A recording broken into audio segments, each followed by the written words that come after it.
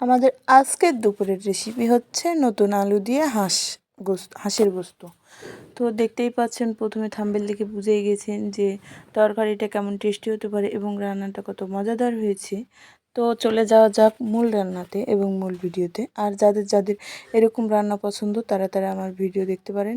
আমার পেজটা একটা ফলো দিবেন, একটা লাইক করবেন, একটা কমেন্ট করবেন। তো হাঁসের মাংস রান্না করার জন্য কয়েক পিস হাঁসের মাংস দিয়ে দিলাম পেঁয়াজ রসুন বাটা, তারপরে হচ্ছে লবণ, হলুদ, ঝাল সব কিছু দিয়ে জিরা মশলা দিয়ে ভালোভাবে চুলাটা অন করে হাঁসের মাংসটা নাড়ায় চাড়ায় মশলার সাথে মাখায় নিচ্ছি। দেখতেই পাচ্ছেন প্রত্যেকটা হাঁসের মাংসের কোনায় কোনায় যেন মশলা সুন্দরভাবে মেখে যায়।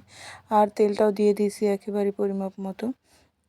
আমি একটু বেশি তেল খাই, খুব একটা বেশিও না, খুব একটা কম না। যাই হোক, কিছুক্ষণ কষাকষির পর আমি দিয়ে দিলাম হালকা একটু পানি সিদ্ধর জন্য।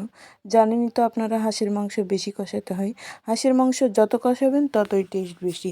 হাঁসের মাংস যারা রান্না করে, হাঁসের মাংস যারা পছন্দ করে, আবার রান্না করার ভয়ে খেতে পারে না, তাদের উদ্দেশ্যে একটাই কথা বলবো, হাঁসের মাংস আপনারা যত বেশি কষাবেন তত বেশি মজাদার হবে। যাই হোক, কষাকষি শেষ হওয়ার পর কেটে বেছে ধুয়ে রাখা আলুগুলোর মধ্যে দিয়ে ভালোভাবে নেড়েচেড়ে মিশিয়ে নিচ্ছি, যাতে হচ্ছে আলুর প্রত্যেকটা কোনায় কোনায় মশলা মেখে যায় এবং ঘ্রাণটা চলে যায়। এই কারণে তো দেশি আলু দিয়ে হাঁসের মাংস সেই টেস্ট হয়েছে। আমি খেয়েছি, খেয়ে রিভিউ দিচ্ছি। তো বারবার আমি নেড়েচেড়ে কষায় নিচ্ছি। আলুটা যখন 50% সিদ্ধ হবে তখনই হচ্ছে পানি দেবো। যতক্ষণ না 50% সিদ্ধ হচ্ছে ততক্ষণ পর্যন্ত কষাতেই থাকবো। তো যাই হোক, কষানো শেষে আমার আলুটা 50% সিদ্ধ হয়েছে। ঝোলের জন্য পানি দিয়ে দিয়েছি। দেখতেই পাচ্ছেন কত সুন্দর করে ফুটে উঠেছে।